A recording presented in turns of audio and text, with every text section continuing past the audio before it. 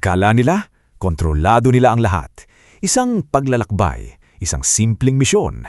Pero minsan, ang pinakamapanganib ay hindi yung kalaban sa labas, kundi yung unti-unting gumigising sa loob. Time's up, game over. I see right through your lies. Time's up, game over. They'll know what's real inside. Time's up, game over. Your empire's gonna fall. Sa nakaraang chapter, habang todo atake si Rex gamit ang kanyang mana arts, si Wujin hindi umatras. Pero hindi rin siya lumaban para manalo agad. Habang inihisip ng lahat na dehado siya, may isang bagay na hindi nila napapansin. Pinag-aaralan niya ang lahat.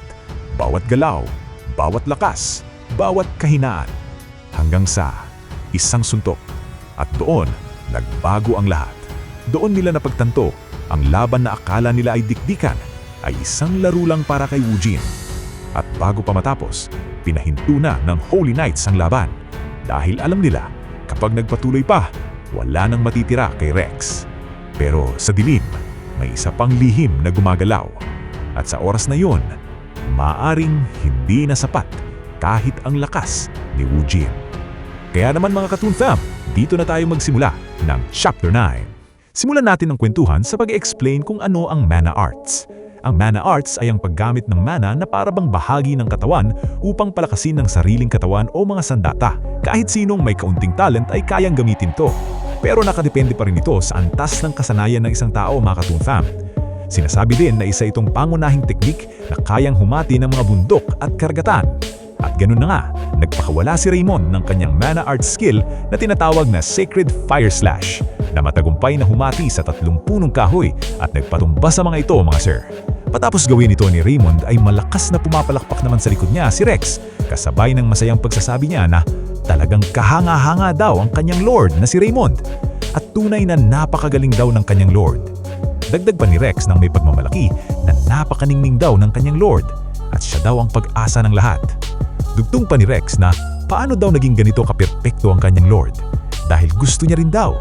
Subalit pinutol na siya ni Raymond at malamig na sinabi sa kanyang apprentice na tumigil na daw si Rex at umalis na lang siya, mga Katoon Fam. Mabilis naman tumugon si Rex sa sinabi ng kanyang master at masaya pa rin niyang sinabi na oo at nauunawaan daw niya, guys. Dagdag pa ni Rex na ipagpatuloy lang daw ng kanyang master ang magandang ginagawa niya. Dahil sa inasal ni Rex, napaisip naman si Wujin na feeling niya daw ay nakita na daw niya itong ginagawa ni Rex, mga Katoon Fam. At ito ay dahil katulad ito ng ginagawa ng kanyang alagang Red Wolf, mga Katoon Fam.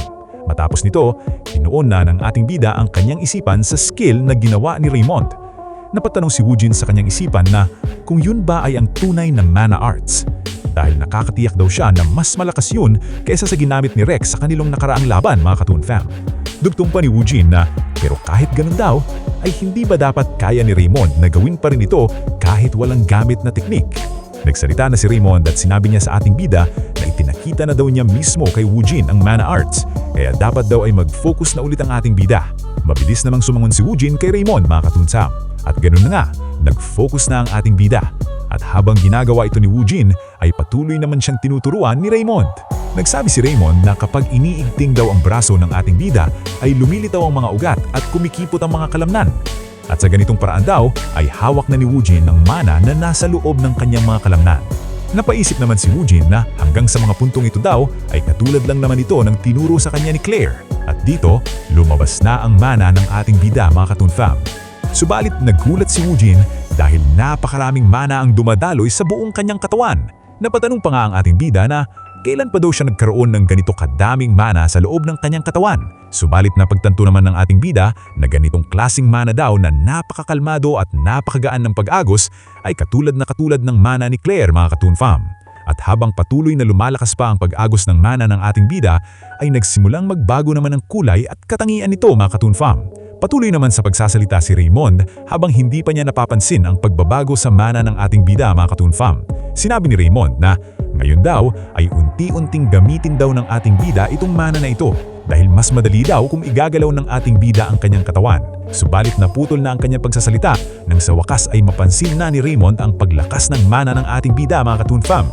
At dito makikita natin na nagtagumpay na si Wujin na gumamit ng Mana Arts dahil nagawa niyang balutan ng kanyang malakas na mana ang kanyang espada, guys. Dahil dito, nagulat ng husto si Raymond at napaisip siya na ginagamit na agad ang mana arts ng ating bida sa kabila ng natututuhan pa lang ito ni Woojin. Dagdag pa ni Raymond habang tinuunan ng kanyang pansin sa mana ni Woojin na ano ba daw ang nakakakilabot na mana ng ating bida, mga Katoon Fam.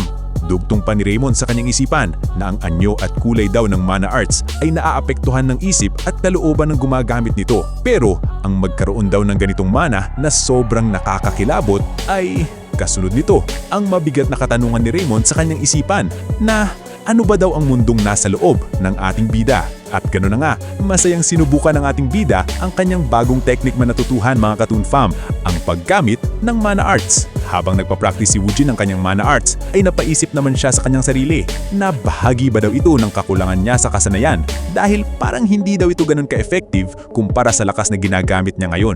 Subalit, hindi na ito inisip pa ni Woojin at masaya na lang sinabi sa kanyang isipan na ang astig daw talaga ng kanyang mana arts, mga Katoon Fam, at hindi na daw siya makapaghintay na subukan ito sa totoong bakbakan. Matapos ang mana arts seminar ng ating bida sa Holy Night na si Raymond, ay dumating na ang araw kung saan maglalakbay ang ating mga bida patungo sa lungsod sa likod ng mga pader, ang Ugris, upang ilipat ang kayamanan ng namayapang Golden Bug Wolf. Kasama sa paglalakbay na ito, ang dalawang anak na lalaki ni Golden Bug, kaya naman nagsilbing mga bodyguards ang ating mga bida kasama ang Holy Knights, mga Katoon Fam. Nagsalita si Claire at masaya niyang binati si Woojin kasabay ng pagsasabi niya na napakagaling naman daw ng ating bida dahil natutuhan niya agad ang paggamit ng mana arts. Kasi daw, hindi iyon madaling gawin.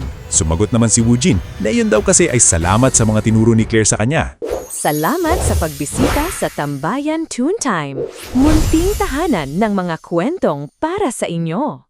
Subalit, tinanong ng ating bida si Claire kung okay lang ba ang mabait nating mage, guys. Dahil noon nakaraang tinulungan ni Claire ang ating bida, ay naramdaman niya na pag-absorb ng kanyang katawan ang mana ni Claire. Dahil dito, hindi agad nakasagot si Claire sa tanong ng ating bida. Kasunod nito, ang awkward na pagpapaliwanag ni Claire na okay lang naman daw siya at dahil niligtas siya ni Jin, ay ituring na lang daw ito ng ating bida na gift. Napaisip naman si Woojin sa kanyang sarili na parang sobrang dami naman daw ng mana na nakuha niya para baliwalain lang ito. Pero salamat daw talaga sa mana ni Claire dahil madali niyang natutuhan ang mana arts. Naputol naman ang pag-iisip ni Woojin nang biglang umepa sa usapan si Rex, mga Katoon Fam. May pagmamataas na sinabi ni Rex na hindi daw siya makapaniwala dahil nagdidiwang na agad ang ating bida sa pagkatuto lang ng mga pinaka-basic na bagay. Dagdag pa ni Rex na huwag daw magpabaya sa pagsasanay ang ating bida dahil ginugugol daw ng kanyang master ang oras niya para lang sa ating bida. Kaya naman huwag daw ni Woojin kalimutang magpasalamat kay Lord Raymond. Dahil sa inaastang pagmamataas ni Rex ay nainis naman sila Woojin at Claire. Napaisip pa si Woojin na bakit daw ganito ang inaasta ni Rex ngayon. Pero napagtanto naman ng ating bida na baka naman daw kasi bitter lang si Rex sa pagkatalo nito kahapon. Dahil dito, may naisip si Woojin na kalukuhan. Kaya naman natutuwa niyang sinabi sa kanyang isipan na perfect daw ang timing na ito dahil naboboring na rin daw siya ngayong araw. Siguro ay dapat daw niyang i-provoke muna ang ego ni Rex at hamunin siya sa isang labanan. Subalit, isang malakas na hampas naman ng kamay ni Raymond ang tumama sa puweta ng kabayong sinasakyan ni Rex, mga Katoon Fam. Kaya naman mangingiyak-ngiyak ang kabayo sa sakit na naramdaman. Kasabay nito, ang pagkabigla ni Rex sa reaksyon ng kanyang kabayo. At gano'n na nga, whoosh! Kumaripas ng takbo ang kabayo ni Rex, mga Katoon Fam. Habang pinapahinto ni Rex ang kanyang kabayo, ay nakiusap naman si Raymond sa ating bida na sana daw ay unawain na lang ni Woojin ang ugali ng kanyang apprentice at siya na daw ang bahala kay Rex. Nangayanang naman ng ating bida dahil nawalan siya ng laruan, guys. Napalingon naman sila Raymond at Woojin sa kinaroroonan ng magkaipatid na anak ng Golden Bug dahil sa isang galit na sigaw na umalingaw-ngaw na napakainggot daw ng kanyang mga tauhan. Dugtong pa ni Derek habang galit na sumisigaw na gutom na daw silang magkaipatid kaya bilisan ng kanyang mga utusan na dalhin ang mga pagkain sa kanila. Dahil dito, nagtanong si Woojin kay Raymond na meron daw nangyayaring hindi kaaya-aya doon sa itaas. Simpleng sumagot naman si Raymond na wag na daw isipin pa yan ng ating bida dahil kadalasan lang naman daw yan na pag-aabuso ng kapangyarihan ng mga namumuno. Nagtanong ulit ang ating bida kung ang tinutukoy ba ni Raymond sa namumuno ay ang mga anak ng namayapang Golden Bug. Sumagot si Raymond at sinabing oo, simula daw nang mamatay ang Golden Bug Wolf ay hindi na tumigil ang magkapatid sa paglamon at kapag naantala daw ang pagkain nila kahit sandali lang ay nagwawala agad daw sila ng ganyan, mga Katoon Fam. Dagdag pa ni Raymond na magkakaroon lang daw ang ating bida ng sakit ng ulo kapag pinansin niya ang magkapatid. Kaya naman daw ang mas mabuting gawin na lang nila ay huwag nilang pansinin ang dalawang anak ng Golden Bug. Napaisip naman si Woojin sa kanyang sarili na hindi ba daw parang kakaiba naman na na-stress lang ang dahilan sa sobrang pagkain?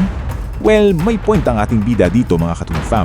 Dahil ang masamang pakiramdam ng ating bida dito ay dahil sa kung mas marami ang nawawalang pagkain ay mas lalong lumalakas ang pakiramdam na iyon na para bang may isang halimaw na malapit nang kumawala sa magkapatid mga Katoon Fam. At ganun na nga. Boom! Isang malakas na ungol ng Tarask ang umalingaw-ngaw sa paligid kasabay nito ang pagkatilapon ng mga tao at gamit na nakasakay sa halimaw na ito. Kasunod nito ang pagwawala ng Tarask na sinasakyan ng magkapatid at tuluyang pagkadapa nito sa lupa guys. Dahil sa biglang pangyayaring ito, napasigaw si Raymond kung ano ba daw ang nangyayari. Mabilis namang sumagot ang mercenary na ang Tarask daw na nagdadala sa kanilang kliyente ay bigla na lang nagsimulang mag-amok mga Katoon Fam. Dahil nakasakay sa Tarask na nag-amok ang kanilang kliyente ay kinabahan si Raymond. Kasunod nito ang mabilis niyang pagtawag kay Rex at pagpapalabas niya ng kanyang mana arts habang sinasabi na ang priority daw nila na yon ay ang kaligtasan ng kanilang kliyente. Kaya naman daw ay dapat pakalmahin nila ang Tarask sa kahit na anong paraan guys, kahit na daw patayin pa nila ito. Nako, kawawa naman ng Tarask mga Katoon Fam. Mabilis namang sumang-ayon si Rex sa kanyang master. Subalit sa tent na kinaroroonan ng magkapatid na anak ng Golden Bug ay biglang sumabog dito ang mga tinik na gawa ng tentacles mga sir. Kasunod nito ang paglabas ng isang napakapangit na halimaw habang ito ay bumaba sa bumagsak na Tarask guys. Dahil sa paglabas ng halimaw na ito ay nagulat ng husto si Claire kasabay ng pasigaw niyang pagsasabi na hindi ba daw naisayang kasuklam-suklam na nilalang o abomination? Napatanong naman ang ating bida kay Claire kung ano ang abomination mga Katoon Fam. Kinakabahan si Claire na sumagot sa ating bida na ang abomination daw ay isang tao na naging halimaw dahil sa karma ng demonic realm. At dahil sa revelasyon na ito ay malalim na napaisip ang ating bida sa kanyang sarili. Hindi nating masisisi si Woojin mga Katoon Fam dahil nasa harap na nila mismo ang rason kung bakit siya pinipigilan ni Claire na kumain ng mga monster course. Hindi naman nag-aksyaya ang oras ang mga Holy Knights at mabilis nilang sinugod ang biglang sumulbot na halimaw mga Katoon Fam. Kasunod nito ang pagpapakawala ni Raymond ng kanyang teknik gamit ang mana arts at ganun na nga, BAM! Isang matagumpay na atake na tinatawag na Sacred Fire Slash ang tumama sa halimaw at humati dito. Walang nagawa ang halimaw sa bilis ng atake ni Raymond mga Katoon Fam. Kasunod naman nito ang pagsigaw ni Raymond kay Rex para sa isang follow-up attack. Hindi naman nagkamali si Raymond dito dahil mabilis ding sumunod at umatake si Rex gamit ang kanyang mana arts. Kaya naman matagumpay nilang hinati-hati ang katawan ng halimaw mamaser. Subalit lingid sa kaalaman ni Rex, unti-unting muling nabubuo ang katawan ng halimaw na kanilang pinagpipira-piraso. Napansin naman ito ni Raymond na may kakayahan ng halimaw na kanilang kalaban ngayon na mag-regenerate ng katawan. Kaya naman mabilis niyang sinigawan si Rex sa kanyang ag-aalala dahil si Rex ay inakala ng tapos na ang laban at nakababa na ang depensa ng apprentice mga Katoon Fam. At dahil dito, napamura na lang si Rex nang tuluyan niyang napagtanto na huli na ang lahat. At ganun na nga, crunch! Tuluyang kinain ng halimaw ang kawawang Rex mga Katoon Fam at tanging espada na lang at ang kanyang kamay na nakahawak dito ang natira. Kasabay ng alingaw-ngaw ng boses ni Raymond na tumatawag sa kanyang apprentice knight. At ngayon mga Katoon Fam, wala na si Rex. Pero hindi pa tapos ang gulo dahil ang abomination na kinain si Rex ay mukhang hindi iyon ang katapusan kundi ang simula pa lang ng mas malaking problema para sa ating mga bida. Abangan ang susunod na kabanata. Maraming salamat po sa mga nanood at nakinig sa kwentong ito. Kung nagustuhan nyo, can I get a like and subscribe from you? Malaking bagay at tulong po ito para mag-grow ang munting channel na ito. Don't hesitate to leave a comment na rin po.